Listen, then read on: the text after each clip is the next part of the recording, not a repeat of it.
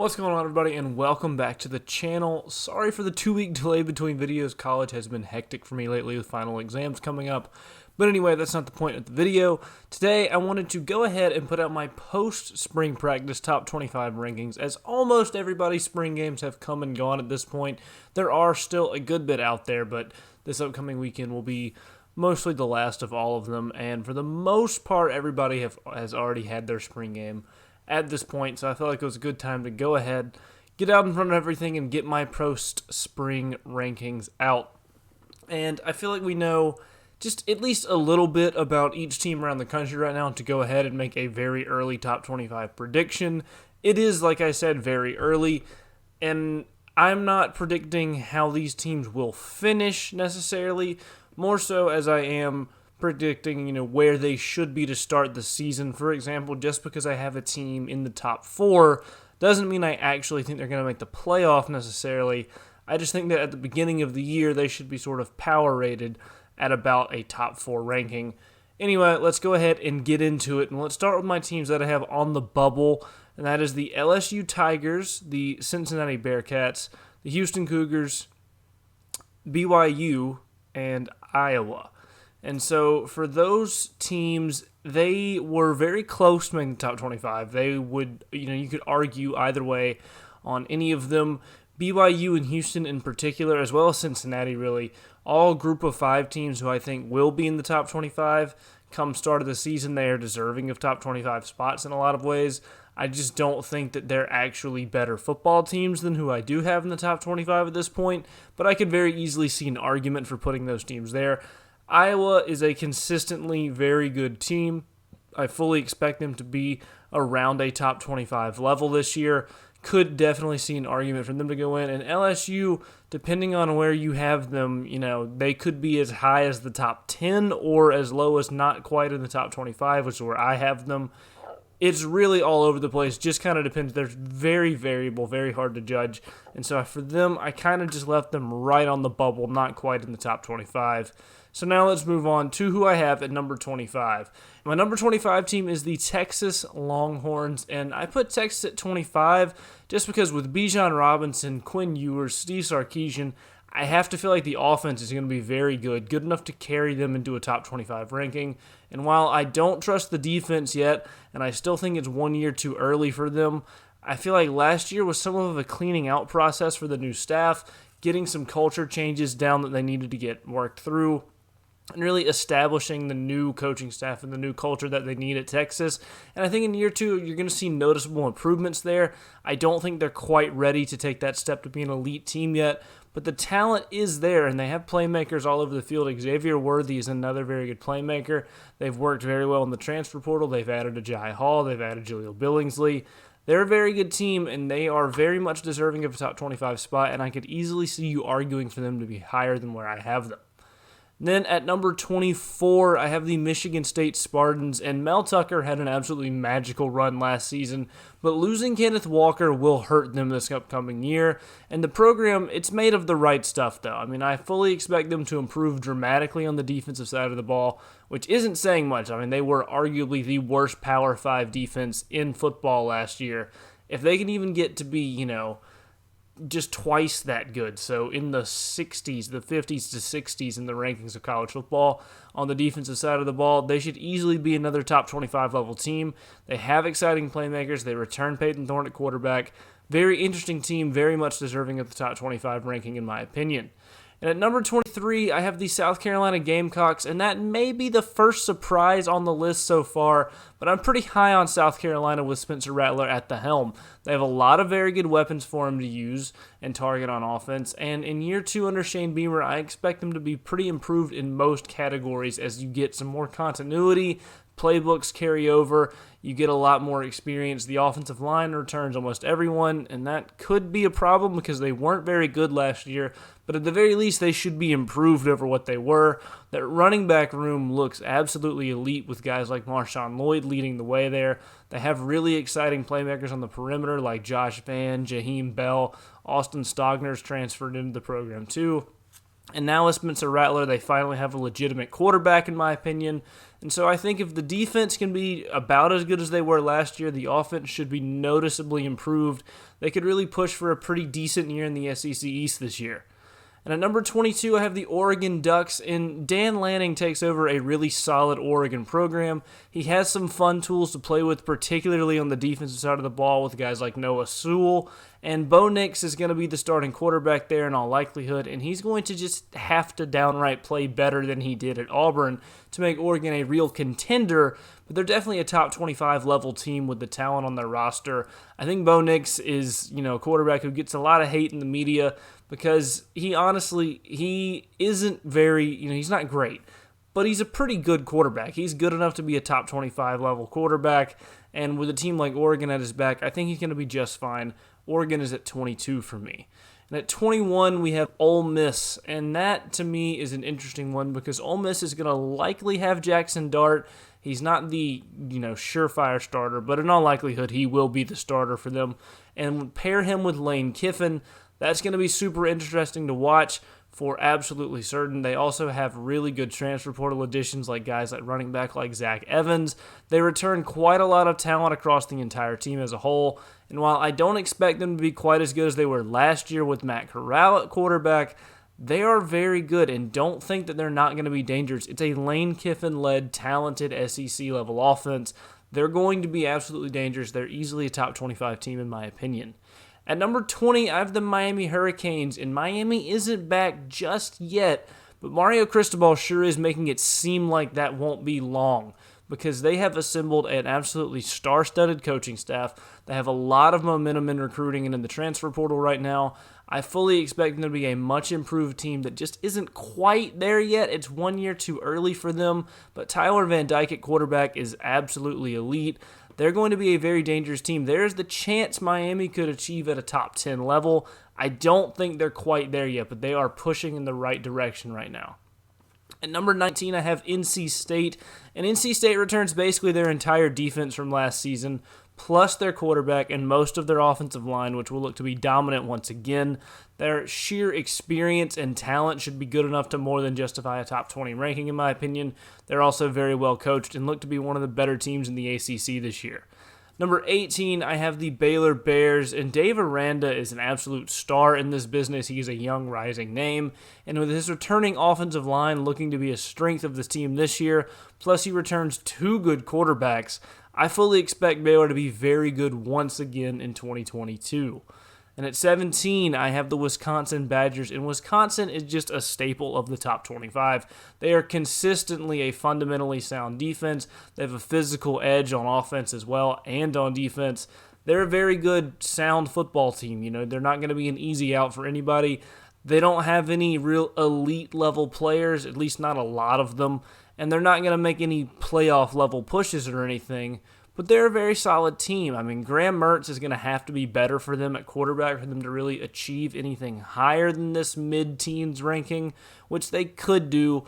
I don't see it being too likely, but they're definitely going to be a solid football team next season. At number 16, I have the Tennessee Volunteers, and Tennessee returns one of the most exciting offenses in college football from last season, and this year they're going to actually be able to field a full roster of scholarship players, which should be actually a huge upgrade for them because last year they weren't able to do that. They had huge problems with people leaving the transfer portal, all of the off-the-field stuff that happened before Josh Heupel got there. Huge turmoil at Tennessee last year, and they still churned out a really impressive season. The offense looked great. Hendon Hooker is largely going to determine how far this team goes. If he's the Heisman-level quarterback that a lot of Tennessee fans think he's going to be, they could be a legit top 10 level team. I don't think he's quite that, but I think he's dang close, and I think Tennessee's going to hover in that 10 to 15 range most of the season. And at number 15, I have the Kentucky Wildcats, and Will Levis and Chris Rodriguez return, with Mark Stoops looking to lead UK to another double-digit win season. Used to be an unheard-of thing for Kentucky in football. Now it's becoming pretty commonplace. Kentucky's becoming a rather consistent top 25 level team at this point. I expect another solid year out of them next year.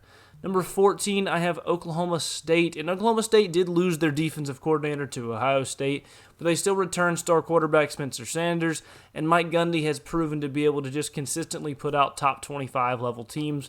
I may be a little high on them at 14, but I'm just confident that they're going to be one of the better teams in the Big 12. I think it's going to be kind of a down conference this year, and I think with Oklahoma in some turmoil, Oklahoma State has a chance to push for the top team in the conference.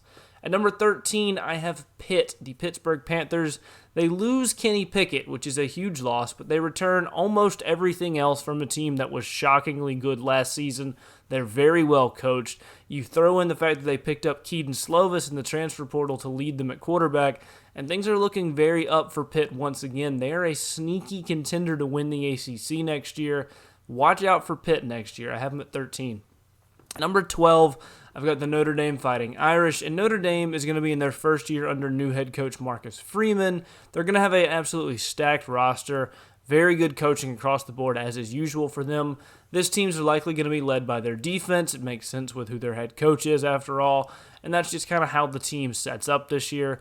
The schedule is going to be absolutely brutal for them. They may drop below 12 by the time it's all said and done because they do have a couple of really tough games on there. I think Notre Dame's going to be a very good but not great team next year. That's why I've got them hanging right around 12. At number 11, I have the Arkansas Razorbacks, and Arkansas has a shot to be one of the very best teams in America next season, thanks to all of their added transfer portal talent, excellent coaching and culture that Sam Pittman has built, and in my opinion, the most underrated quarterback in the country in KJ Jefferson. Dude is an absolute stud. If he achieves at the level that he's capable of, and Arkansas continues to just build in the right direction like they have, they could legitimately be a top 10 team and an SEC West contender behind Alabama and A&M, and it's a very exciting season for Arkansas. I'm incredibly excited to see what they can do. I have them at 11. I was very close to putting them higher than that. I could, by the start of the season when I release my next top 25, like right before the season kicks off, they may have climbed in there. Keep an eye on Arkansas next year. And then at number 10, beginning the top 10 here, I have the Wake Forest Demon Deacons, which is a team that might shock some people, but they're one of the most consistently slept-on teams in the country, in my opinion. Wake returns Sam Hartman, who's one of the best quarterbacks in the country, who is also quite slept on, and their very slow-developing RPO scheme that's pretty strange to watch, but also it leads to some really huge plays. It gave teams fits last year. It's going to come back again next year. Same quarterback, same coaching staff. They returned most of their talent from last season. They were elite last season in a lot of ways, one of the best teams in the ACC. I see no reason why they're going to take a step back in 2022.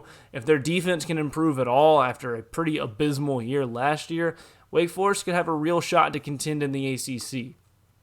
And at number 9, I have the USC Trojans. And USC, despite winning only 4 games last year, makes the top 10, and it's all because of the heist that Lincoln Riley pulled off.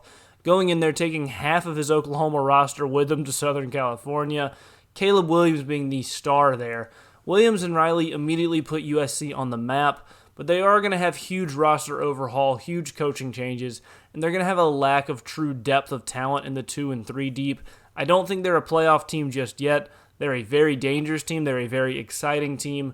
And Caleb Williams is an absolute superstar. And so there's a very real chance that USC wins the Pac-12 in his first year there.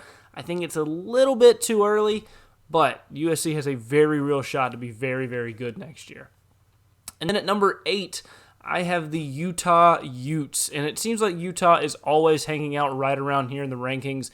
And that's because they are, and that happens because that coaching staff has built just a machine of a program that consistently churns out tough, hard-nosed physical teams that nobody in the Pac-12 wants to play. Cameron Rising will look to improve on a breakout season from last year, and Clark Phillips is going to lead the defense as well. But honestly, this ranking is much more about the program and the coaching staff at this point than it is about any one individual player. Utah is just a well-oiled machine of a program at this point. I have them at number 8. And at number 7, another somewhat surprising team, I have the Oklahoma Sooners. And OU being the top 10 even after this last offseason is just kind of crazy to think about. But honestly, they're still one of the best rosters in the country. Brent Venables is going to bring a real physical edge to them that they've lacked before. He fits in Oklahoma great. Jeff Lebby at offensive coordinator is very exciting. He's a very good OC. Dylan Gabriel at quarterback is a very talented transfer pickup, working with Levy. Those two, if they can get on the same page, that could really take OU over the top. I still think they should be the favorite in the Big 12 once again. I don't think they're a playoff level team just quite, but they're on that next level right outside of it, in my opinion. At number 6, I have the Michigan Wolverines, and Michigan is an intriguing team for me next season, largely because of how the Harbaugh situation went down this past offseason. How that whole situation affects the team is yet to be seen, but the real test will be seeing how they replace all of that lost defensive talent, and I think it's mainly going to be that the offense is going to step up and take over the helm as the predominant force of the team. The offense is absolutely loaded with playmakers. They have a very deep receiving core. They return Blake Corum, and they have a pretty solid offensive line, but they have to figure out the quarterback position to truly take advantage of it. Will it be McCarthy? Will it be McNamara? That's going to be a question. Whoever it is going to have to play better than they did last year. Last year, the quarterbacking was serviceable at Michigan, but not elite. Going to have to be better because I don't think the defense is going to be quite as good next year. At number 5, I have the Clemson Tigers, and Clemson is in my top 5 despite last season's performance being what it was, and that is because the defense is still loaded. The defense will once again be a top 5 unit at worst next season. They have arguably the best defensive line in America with guys like Myles Murphy and Brian Bresee, and the list is longer than that, I promise. However, they're going to have to figure out the offense if they want to achieve a playoff berth this season and a top 5 ranking like they really have the ability to reach with their talent on their team. That, whether it's DJ Uiagalelei or Cade Klubnik, the new 5-star freshman, I think it's going to be Klubnik, to be honest. Whichever quarterback that ends up being, they're going to have to play much better than they did last year. They're going to have to get Will Shipley some help on offense. They're going to have to get the ball to some playmakers on the perimeter. Clemson's offense has to improve dramatically. I'm still not confident in them being at 5. I have them there because I do just kind of trust the talent on the team. I trust that Dabo can put together another good winning season for them. But this is one of the ones that I'm least confident in out of my whole top 25 right now. And then at number 4, I have the Texas A&M Aggies, and Texas A&M is one of the most polarizing and interesting teams in college football next year. They were very close to breaking through last year as they upset Alabama with their backup quarterback, no less. But they ended the season on a pretty disappointing note. They had a pretty disappointing record that almost sort of wasted that upset win over Alabama in some ways. However, they then signed the best recruiting class in college football history by a pretty decent margin to bolster that roster even more. And while those guys are just true freshmen, the expectations are already sky high for them. And they're not the only really talented players on the team. Texas A&M has a lot of supremely talented players, and Devon Achane is a very, very exciting running back, wide receiver, return man, whatever you want to call him.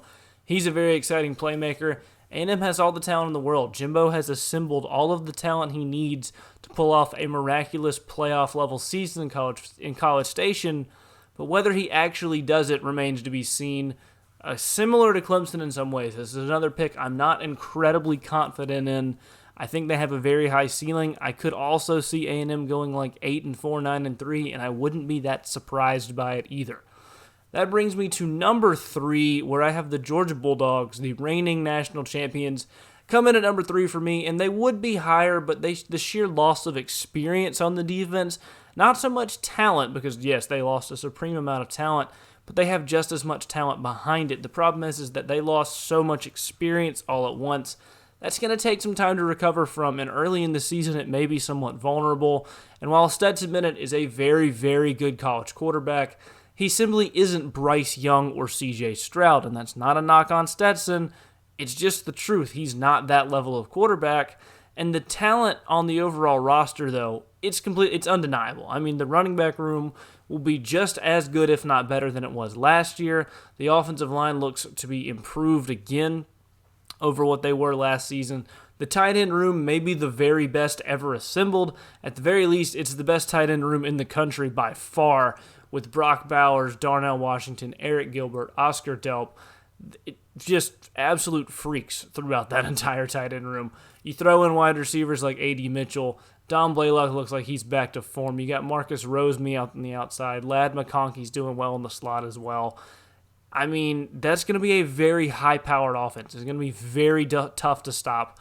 And the defense is going to be it's going to be Georgia defense. I mean, the Georgia defense is always going to be good with this staff that they have around it and the immense amount of talent to work with. Yes, they're going to take a slight step back, but that doesn't mean they're going to be a bad defense by any means. And I think by the end of the season, they could be very, very good defensively again. And Georgia they have a real shot to have another repeat playoff appearance. They're not as good as they were last year in some ways, but also in other ways they are better. So it'll be very interesting to see how that pans out for them. At number 2, I have the Ohio State Buckeyes, and Ohio State is just a solid number 2 pick for me, largely because of their offense. TreVeyon Henderson is one of the very best running backs in the country. C.J. Stroud is the only quarterback currently in the same tier as Bryce Young, and you could argue either way on which one you prefer out of those two, honestly, but those two are clearly head and shoulders above everybody else.